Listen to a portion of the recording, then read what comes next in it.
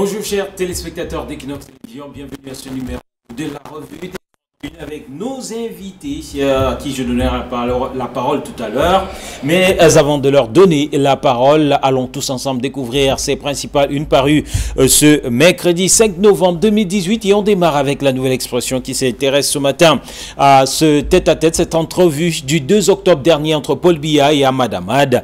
Les secrets d'une rencontre quand le 2 octobre 2018, le président de la Confédération africaine de football et Samuel Eto'o quitte le palais de l'Unité après une visite inopinée.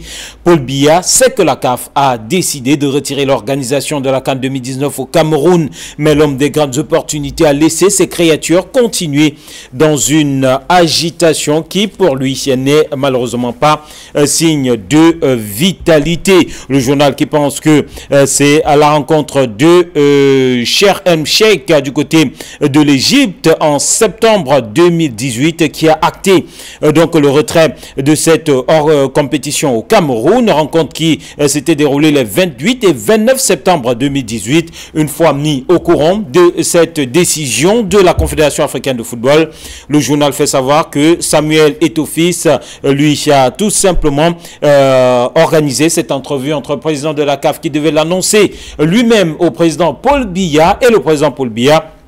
Entrevue donc décidée et organisée pour le 2 octobre, entrevue au cours de laquelle la véritable situation a été présentée au président de la République du Cameroun sur l'état d'avancement des travaux sur la situation sécurité et sur bien d'autres aspects. Au courant de cette rencontre dont nous dit le journal, cette réalité lui a été présentée contrastant énormément avec les mensonges que lui proférait au quotidien son entourage sur la bonne évolution des différents chantiers. Paul Biya qui a tout simplement pris acte de cette décision et il y a dans la discrétion la plus totale, il était question de ne pas l'annoncer avant la présidentielle mais plutôt bien après pour ne pas troubler donc cette élection. Autour de cette actualité toujours, le marché de la CAN et Ahmad Ahmad qui court-circuite un marché de gré à gré. Il s'agit de la procédure de fourniture au Cameroun de 88 ambulances pour le volet médical du tournoi. Un marché de gré à gré décidé au niveau du secrétariat général de la présidence de la République. Un marché pourtant contesté par de nombreux prestataires qui y voyaient un flou énorme et aussi une surfacturation exagérée. Le marché court-circuité donc par ce retrait de l'organisation de la CAN au Cameroun. Toujours sur ce sujet à la page 6 de la nouvelle expression ce matin, Awafonka Augustine qui charge les entreprises, le gouverneur de la région de l'Ouest pense que les structures chargées de réaliser les infrastructures de la compétition ont contribué à noircir le dossier. Il s'agit là des entreprises adjudicataires qui, selon le gouverneur, ont tardé à démarrer les chantiers. Pourtant, la plupart des marchés attribués l'ont été de gré à gré relativement, selon le gouverneur, à la confiance accordée à ces derniers par l'État du Cameroun et le gouvernement en place. Une confiance qui a été trahie selon Awafonka Augustine et cela ne restera pas impuni, semble dire le gouverneur de la région de l'Ouest. Le journal Le Messager s'intéresse ce matin au transport aérien et à Camerco qui est en présentant donc cette chronique d'un crash à l'horizon. Depuis le 29 novembre 2018, l'entreprise que dirige Ernest Dikoum ne figure plus sur la liste des compagnies aériennes certifiées IOSA. Une situation désastreuse qui risque de déboucher sur la perte de son certificat de transporteur aérien. Un dossier consacré à cette actualité aux pages 6 et 7 du journal Le Messager ce matin, qui, à travers ce dossier, donc, revisite les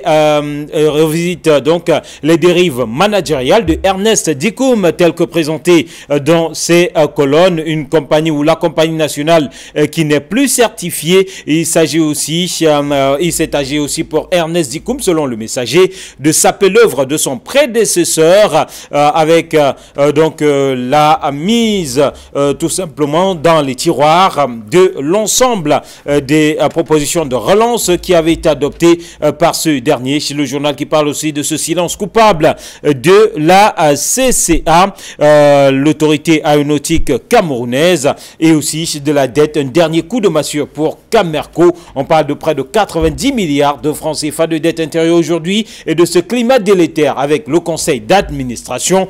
Où va Camerco qui, en guise de réponse, faut-il le faire savoir, dit que la compagnie dispose de quelques jours encore pour pouvoir obtenir donc cette certification IOSA. À lire aussi dans les colonnes du journal Le Messager, les confidences de Seydou Bombonjoya, l'ancien vice-président de la Fédération camerounaise de football, se met à table, lui qui est aujourd'hui candidat au poste de président de la FECAFOOT.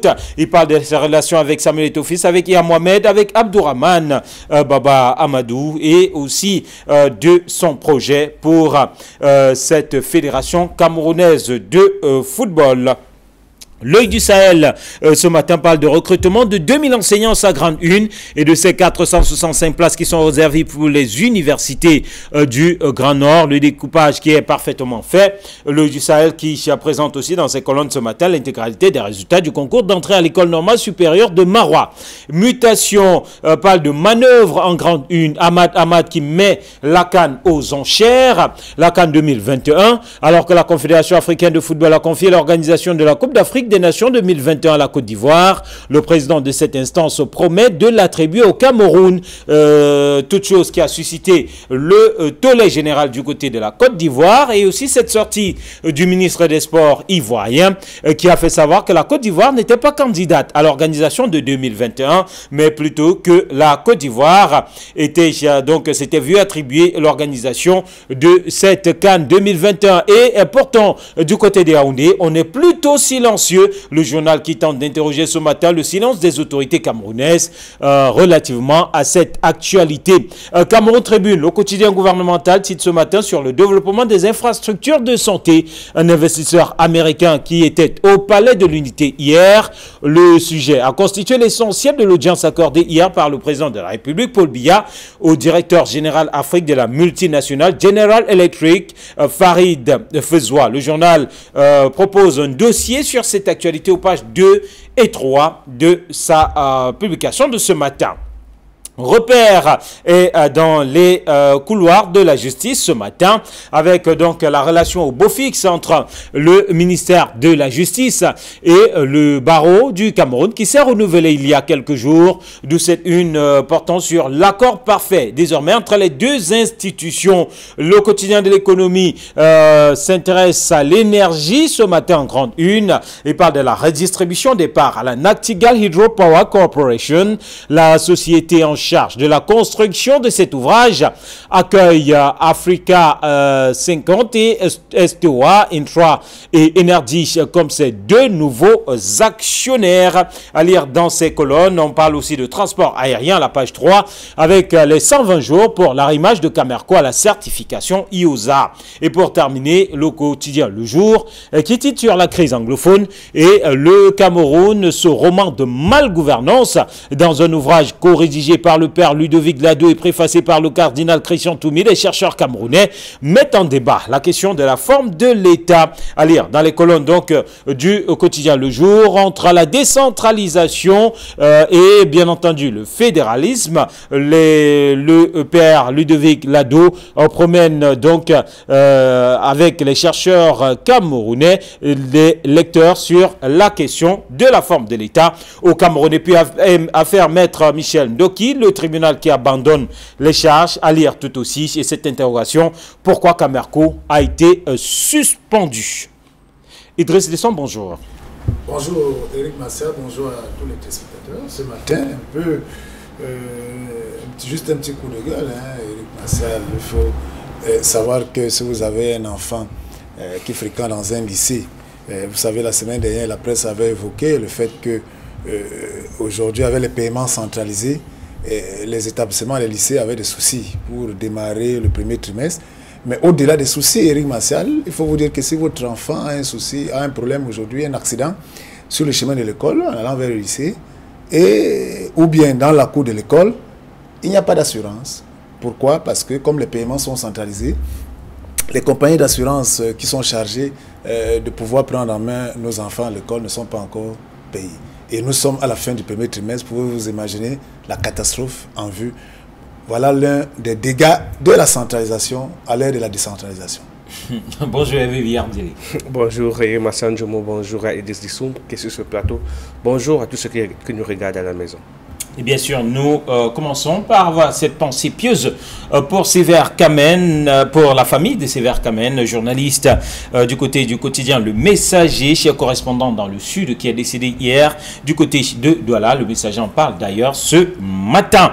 Et on démarre donc avec la Coupe d'Afrique des Nations qui continue à faire des gorges chaudes et des émules. Et ces révélations troublantes, fracassantes du journal La Nouvelle Expression ce matin, les secrets d'une rencontre Biya-Hamad, secret dont la plus grosse partie porte sur le fait que Paul Biya, depuis le 2 octobre, était au courant de ce que la CAN 2019 allait être retirée au Cameroun parce que la vérité des faits lui a été présentée par Ahmad Ahmad lors de cette entrevue. Il s'agit là quand même de révélations très troublantes, Hervé Villardili. Très troublante, vous l'avez dit, Massan Jomo, savoir que le chef de l'État était au courant de la décision rendue le 30 novembre, un mois avant, et qu'il n'a rien fait, et qu'il est resté silencieux comme si rien n'était, c'est vraiment très troublant. La question est celle de savoir qu'est-ce qu'il est en train de préparer comme plan pour comprendre, parce qu'on sait justement qu'il va se rendre compte que toutes les actions qu'il a menées, du moins qu'il ordonne, toutes les actions qu'il ordonne ne sont pas toujours réalisées par tous ceux-là qu'il choisit pour l'aider à diriger ce pays. Et malheureusement, vous vous souvenez qu'avant avec ce nouveau septennat, le chef d'État le déclarait, il y a 3 ans effectivement, qu'il y avait une anarchie, il y a une inertie du gouvernement et même un manque de synchronisation des actions du gouvernement. Du coup, ça ne permettait pas que les actions posées soient efficientes et efficaces par rapport au mal ou aux besoins à résoudre.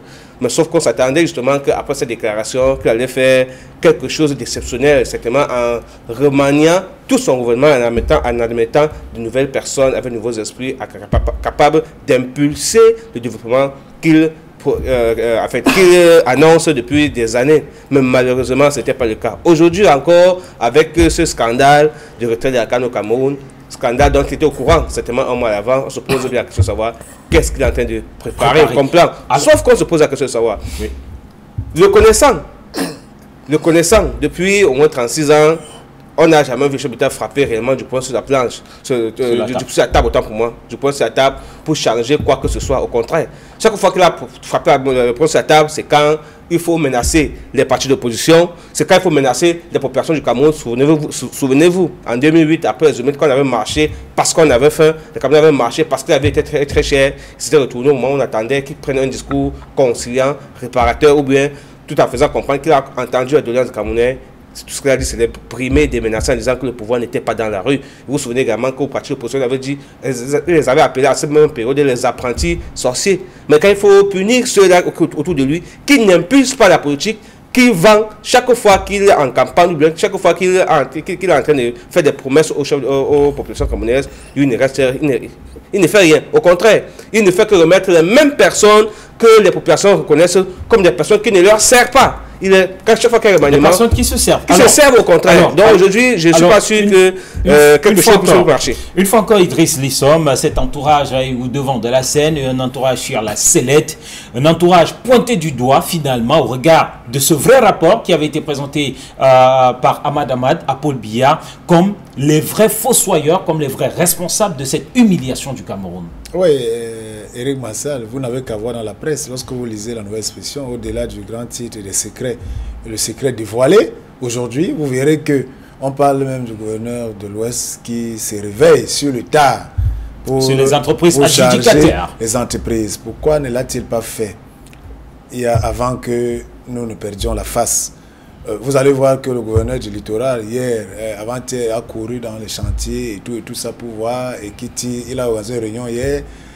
Pourquoi aussi, il dit que depuis qu'il est passé, 9% des voies d'accès ont seulement été réalisées. Qu'est-ce qui se passe? Pourquoi sur le tard? Est-ce parce que le secret est dehors?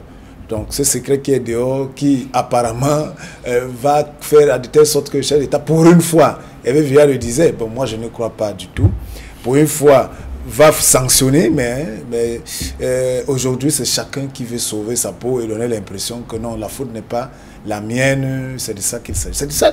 Vous voyez que dans tout cela, ce n'est pas l'intérêt général, ce n'est pas le peuple, ce n'est pas l'avenir du pays qui est important. C'est ça qui est triste. Donc, bon, mais maintenant, les secrets dehors, est-ce que cela facilitera? Ce qui est sûr, si nous sommes là en 2021, sûrement les chantiers vont aller, vont se terminer, j'espère bien. Bon, et celui-là qui était au courant, selon la nouvelle expression, selon les secrets de la rencontre entre Ahmad et lui, donc il faut dire que dans le journal, on constate que le chef de l'État, et vous vous souvenez bien qu'Ahmad, à la sortie de cette audience, avait dit qu'il ne veut pas influencer les élections en cours. Donc cette affirmation cachait sûrement aujourd'hui. C'est ce que dit le journal. Tout à fait. Lorsqu'on lit la nouvelle expression, beaucoup n'avaient pas compris, voilà, beaucoup n'avaient pas été capables de lire entre les lignes. Et aujourd'hui, tout cela semble de plus en plus clair. Et ce rôle de Samuel Eto'o-Fils qui a gardé le secret, qui par la suite même a berné un certain nombre de collaborateurs du chef de l'État, notamment le ministre des Sports et d'autres, en parlant de ce grand match de gala qui devait se tenir 5 ou 6 jours avant le début de la compétition. Pourtant, lui aussi, dans le secret, finalement, ça confirme cette posture du goléador camerounais comme étant les yeux, les oreilles du chef de l'État autour de cette organisation que prépare le Cameroun. Oui, bon, il fallait jouer le jeu jusqu'au bout. Surtout ne pas créer la débandade. Parce qu'on ne sait pas à ce moment-là. Imaginez-vous qu'en septembre, je vous assure que si en septembre, ce qui se passe aujourd'hui, Ahmad l'avait déclaré en Mondovision et en relevant, ça ne devait offusquer personne. Vous voyez un peu. En fait, ce qui offusque un peu certains Camerounais très patriotes, entre guillemets, aujourd'hui, c'est le fait que Ahmad soit venu faire des promesses et après nous retirer. Alors que c'est le contraire. Alors qu'Ahmad est venu pour dire au chef de l'État, voilà la vérité vraiment, ce que je veux faire. Et suivez bien, dans l'interview d'Ahmad, il dit bien qu'il a pris sur lui pour convaincre le comité exécutif que non, on va, même comme ce n'est pas réglementaire, essayer de décaler les cannes pour que le Cameroun, parce que j'ai rencontré le chef de l'État, j'ai pris un engagement personnel. Donc en fait, c'est ce que signifie que cet entretien, tout avait été dit. Et maintenant, il fallait ne pas créer la psychose pendant cette période électorale pour que cela joue en défaveur du candidat Paul Biya qui est à ce moment. C'est de ça qu'il est question et il fallait véritablement retenir, montrer que le commandant de bord tenait le bateau. C'est de ça qu'il est question aujourd'hui. Il faut comprendre cela au lieu de vouloir tirer sur je ne sais ni et tout quoi. Bon, chacun joue sa partition dans cette affaire et la seule personne qui est véritablement qui profite de ça, c'est le chef de l'État. C'est lui qui profite de ça. Finalement, mais c'est lui qui profite de ça. Il a profité en septembre quand on devait le voir et l'élection se tenait, il a gagné. Aujourd'hui, il profite maintenant. En profitant de cela, va-t-il permettre à ce qu'on ait de vraies infrastructures? Va-t-il permettre à ce qu'on ait finalement de bonnes routes autour de l'accès, qu'on ait de vraies ambulances et non les marchés à gré à gré? Quelle peut être la conséquence, Hervé Villard-Délé, aujourd'hui que le secret est dehors? Et quelle peut être la conséquence sur ceux-là qui ont la charge justement d'effectuer ces travaux, sur ceux-là qui ont la charge, qui gèrent ce budget? Quelle peut être la conséquence directe sur ces principaux collaborateurs, justement, maintenant qu'ils savent que le chef de l'État était au courant, il les a observés faire. Un journal nous a parlé voilà, il a laissé ces créatures continuer dans une agitation qui pour lui n'est pas forcément signe de vitalité. Oui, mais il faut reconnaître que les conséquences directes, c'est déjà que tous ceux-là qui avaient détourné un peu d'argent vont prendre peur, certainement vont arrêter la saignée pour permettre au moins pour démontrer au chef de l'État qu'en fait, arrêtons était de bonne foi, de bonne moralité, certainement. S'ils avaient retenu encore un peu d'argent, c'est au moment de les liquider pour permettre aux entreprises qui ont gagné ces chantiers de réaliser effectivement les travaux pour que cela puisse leur permettre de justifier au moment venu, si on les interpellerait, que effectivement ils ont consommé le budget mis à leur disposition. La seconde chose, c'est que le chef de l'État, qui a certainement démasqué plusieurs de ses collègues, peut se fâcher et décider de desserrer les serres des éperviers pour en arrêter quelques-uns et les mettre à Kondengui. Sauf que il faut dire honnêtement parlant que à les mettre à Kondengui ou bien à Noubel, ça ne va pas forcément, ça va pas forcément résoudre le problème parce qu'arrêter les camions ont besoin d'argent, surtout en 2019 où on a augmenté le budget de l'État et où on a augmenté beaucoup de taxes pour pouvoir avoir suffisamment d'argent. Or, vous comprenez que c'est vrai, voilà, la conséquence directe, c'est que le chef de l'État peut sanctionner, couper les têtes. Maintenant, quand on sait qu'il ne fonctionne qu'avec une caste de personnes, même s'il y avait un remaniement dur et puis qui est-ce que le chef de l'État pourrait nommer encore? Pas pour dire qu'il n'y a pas de Camerounais capables de faire ce travail, non. Quand vous essayez de voir de nombreux remaniements... Il a eu l'habitude de travailler quasiment avec les mêmes. Il a eu l'habitude de travailler qu'avec les mêmes. Aujourd'hui, vous ne faites pas partie du prochain gouvernement. Au prochain remaniement, on vous fait appel. Vous voyez, il travaille toujours avec les mêmes. Comme si d'autres Camerounais n'avaient pas le droit d'être ministre ou bien de pouvoir gérer les affaires de manière objective et de manière patriotique. Il a promis lors de sa prestation de serment, en tout cas, qu'il a entendu le message de la jeunesse. Un autre point important, Idriss, un marché de la canne court-circuité, ce marché de gré à gré. Et d'ailleurs, le journal La Nouvelle Expression qui révèle cet autre aspect fait savoir que de nombreux marchés passés dans le cadre de la construction ou dans le cadre de l'organisation de cette canne 2019 au Cameroun l'ont été faits de gré à gré. On parle d'un budget de près de 1500 milliards de francs CFA, géré directement par l'un des plus proches collaborateurs du chef de l'État. Et c'est ce que révèle donc ce journal sur ce marché de 88 ambulances. On parle dans ce cas de surfacturation, mais ce marché a été court-circuité par le retrait de la canne. Bon, c'est ce qu'on dit court-circuité, mais maintenant il faut voir. Est-ce que le retrait de la canne arrête le marché passé? Est-ce que, puisque nous aurons toujours besoin de ces ambulances, voilà, il révèle.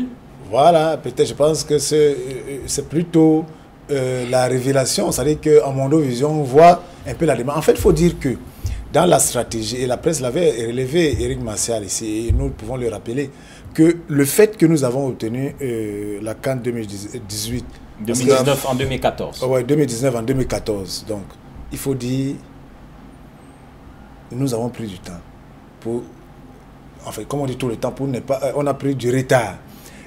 Et certains analystes dans la presse disaient, certains journalistes ont relevé ça pour dire que si nous avons plus de retard, c'est parce que dans le système autour du président, ils sont des spécialistes de l'urgence. Vous savez que nous sommes la République des plans d'urgence, la République de dernière minute.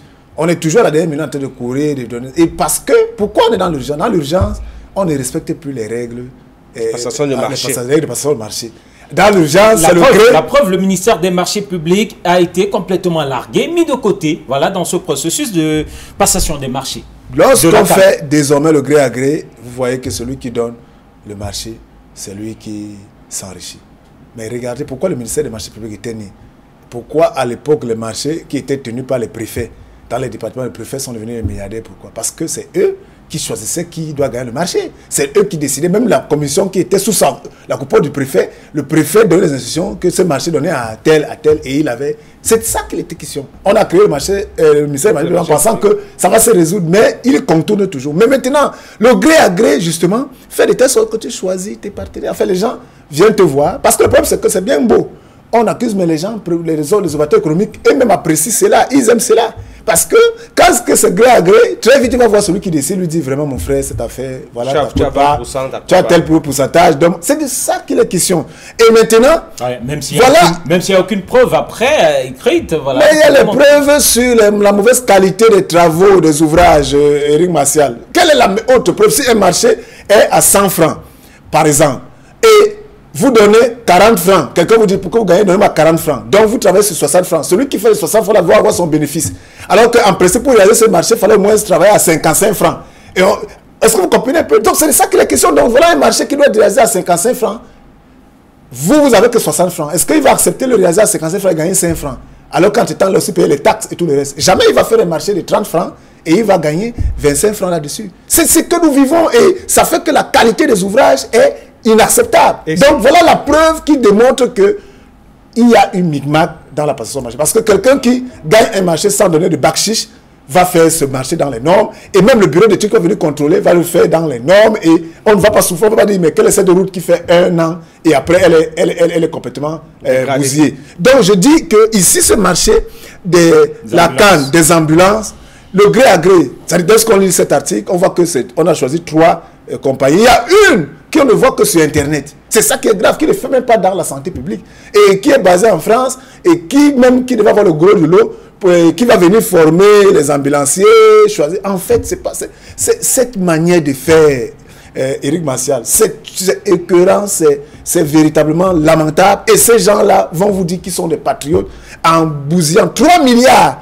pour 88 ambulances. Vraiment, aujourd'hui, nous sommes à l'ère de la technologie. Tapons là où on vend les ambulances.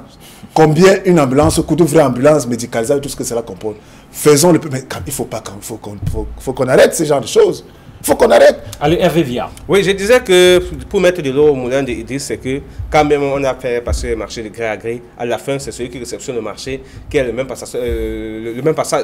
passeur du marché. Et du coup, comme il sait qu'il s'est avancé sucré au départ, il a pris les 20 ou les 30 et 40% du marché.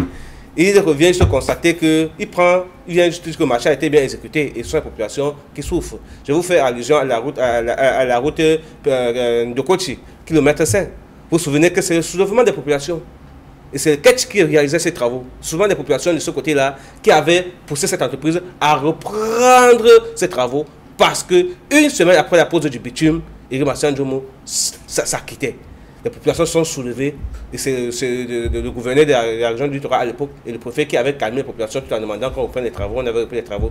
C'est ça traduit à suffire qu'effectivement dans ce pays on ne fait pas les choses comme cela se doit. On vit dans ceux qui gèrent ce pays le gèrent comme s'ils habitaient ailleurs et que les vrais Camerounais que nous sommes, du moins, que nous sommes, nous n'avons pas droit, nous n'avons pas le droit aux bonnes choses. C'est ça qui est surprenant. Et je discutais avec un ami qui est canadien qui disait que, mais je suis désolé, je comprends que chez vous là-bas au Cameroun, vos dirigeants vivent comme si le Cameroun ne les appartenait pas. Ils font comme si le Cameroun était notre État et qu'ils viennent seulement comme des prestataires de services, ils disparaissent. Ils faisaient comprendre que quand bien même on est prestataire de services, quelque part, on fait bien ce travail, on rend bien le service parce qu'on aspire à gagner d'autres marchés plus grands. Alors, parlant de la canne, pour sortir, pour dire que... de ces ambulances. De ces ambulances. C'est quand même une honte. Et je comprends que la honte là n'existe plus chez nous. Ça a foutu le camp. Le monde n'existe plus dans le dictionnaire camerounais, il faut le connaître. Parce que les mêmes gens commettent les mêmes erreurs tous les jours. Comment voulez-vous? Parce qu'on aime l'argent. Mais l'argent n'est qu'un moyen, l'argent n'est jamais une fin. On veut se remplir les poches. À quoi ça va servir cet argent? À la fin, à quoi ça sert l'argent? On a beau être milliardaire, à la fin on abandonne ces milliards, on part. Il faut n'oubliez pas que le voisin est votre premier secours dans toutes choses que vous faites. Et vous faites tout, vous faites mal, le voisin sera malade. Et vous-même aussi, parce que quand la population souffre, sauf si ils ne sont plus des êtres humains, comme vous et moi, je veux dire normal. Des êtres humains normaux. C'est pourquoi ils se comportent de la sorte, je ne comprends pas. Voilà, on va évoluer et évoquer la une de mutation qui, en termes de prospective, parle donc de la CAN 2021, mutation qui fait savoir que Hamad met la CAN aux enchères, évoquant donc cette CAN 2021. Hamad qui, voilà, c'est aussi un secret qui est dehors aujourd'hui, a décidé de l'attribution de cette CAN 2021 au Cameroun, ce qui fait les gorges chaudes du côté de la Côte d'Ivoire. On a d'ailleurs dans les colonne de mutation ce matin une réaction du ministre des Sports qui fait savoir que la Côte d'Ivoire n'est pas candidate à la CAN pour la CAN 2021, mais elle s'est vue attribuer. Cette CAN, elle est organisatrice. Vous comprenez donc un scénario, sorte de bis repetita au vu de comment les choses avaient commencé pour le cas du Cameroun. Oui, mais il faut quand même dire que l'attribution des CAN, les derniers CAN ont été contestés, il faut le reconnaître. Surtout qu'on sait qu'en Afrique centrale, on devait jouer 4 CAN avec celle du Cameroun. On a eu d'abord Guinée-Gabon, Guinée, ensuite après que le Maroc ait avancé l'argument des Bola pour d'accueillir la CAN 2015 et ensuite Gabon en 2017. Aujourd'hui on revenait au Cameroun en 2019 si tout était prêt organisé ici. Et vous savez qu'à l'origine, la CAN est née dans les pays maghrébins, dans l'Afrique subsaharienne, et plus précisément sahélienne, bien sûr, sahélienne effectivement. Et vous voyez que pour eux, c'est comme si c'était les dépositaires de cette compétition et que cela tourne en Afrique centrale pendant 4-5 ans. C'est comme si on avait abandonné une partie de l'Afrique. Du coup, il était de bon ton que la CAN revienne chez eux. Ça, c'est entre autres. Et du coup, le processus d'attribution de cette CAN, ils ont toujours fait comprendre que le président de la CAF à l'époque, Issa Hayatou, aurait pesé de son poids pour que cette CAN soit attribuée. Sauf qu'on sait que les missions de la CAF, il faut le connaître, c'est de contribuer au développement des pays via le football. La preuve, aujourd'hui, le Cameroun bénéficie des infrastructures parce que la CAF a annoncé qu'on a gagné l'organisation de cette CAN. Maintenant, avec ce qui s'est passé au Cameroun et vu le discours tenu, l'échange avec Hamad et le président de la République dans les secrets, qui a certainement promis au chef de l'État que si le Cameroun était prêt pour organiser celle de 2021, on peut comprendre la Côte d'Ivoire. qui, dans les programmations des CAN, c'est d'office, selon le calendrier qu'elle avait établi avant l'arrivée du nouveau président de la CAF, qu'elle organiserait la CAN de 2021 et la Guinée organiserait celle de 2023. Maintenant qu'on vient à lui arracher sa CAN, alors qu'elle a déjà commencé les travaux de construction de ces infrastructures.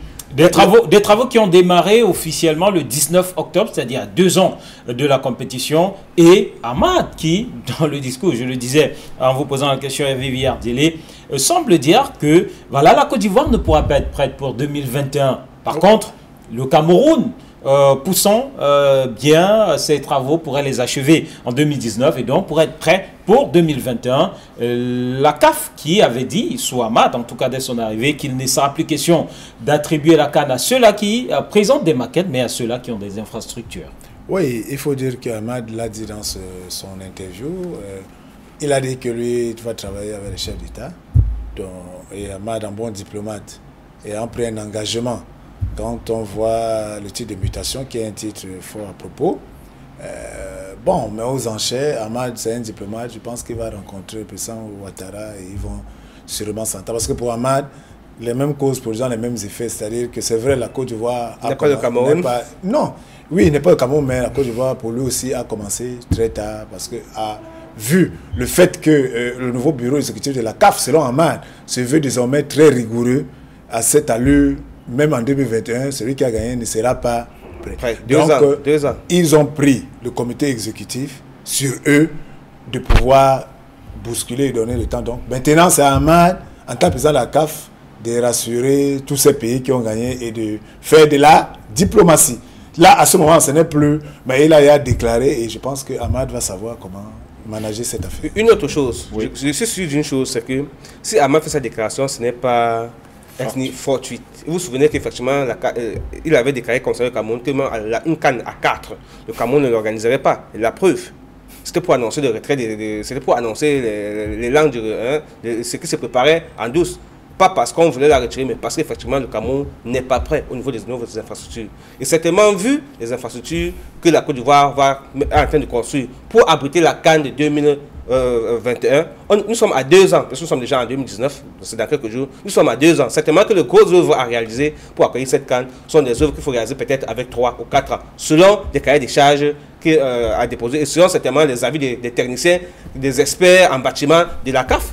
Et que la Côte d'Ivoire promet de le faire en 2 ans, on pense que c'est un risque, comme également au Cameroun, on voudrait le faire. Donc certainement pour des mesures de sécurité et même de sûreté de cette bonne organisation, de l'organisation de la CAF, Ahmad, de la CAN, autant pour moi, Ahmad a pensé effectivement que la Côte d'Ivoire ne pourrait être prête qu'en 2023, ce qui n'est pas mauvais. Et surtout, vous vous souvenez qu'il a pris son mandat, il avait tenu ce discours, il avait fait comprendre qu'il n'est plus question d'organiser la CAN au rabais.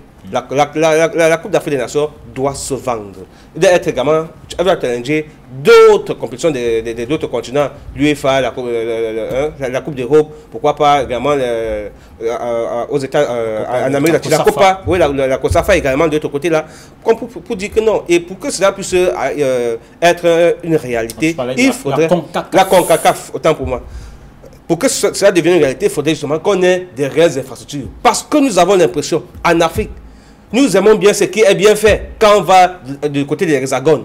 Mais chez nous, on refuse de se mettre dans cette même peau, d'investir pour avoir des infrastructures de qualité. Pourtant, ce n'est pas l'argent qui manque. Au contraire, voilà, ils disent que journalistes économiques sur ce plateau, on vous fait comprendre que l'Afrique, c'est le continent, l'un des continents le plus riche actuellement dans le monde entier. Mais pourquoi, comment on peut comprendre que le continent le plus riche est le continent le plus mendiant, où la mendicité est criade, alors que il suffit tout simplement qu'on s'organise bien. C'est la volonté. Et je pense même que c'est parce que ceux qui nous dirigent et ceux qui ont les parcelles de pouvoir ici sont avares. Ils ne pensent qu'à se remplir la panse et des villas de milliards, en oubliant que ces milliards sont destinés à améliorer le niveau de vie des uns des autres. Allez, merci Hervé Viard, merci Idriss Lissom. Bon retour à vos différentes rédactions. Merci à vous de nous avoir regardés. Demain sera notre jour. Nous sommes jeudi. Nous serons là pour un autre numéro de la revue des Grandes Unes. Au revoir et surtout, très bonne suite en compagnie des programmes de télévision.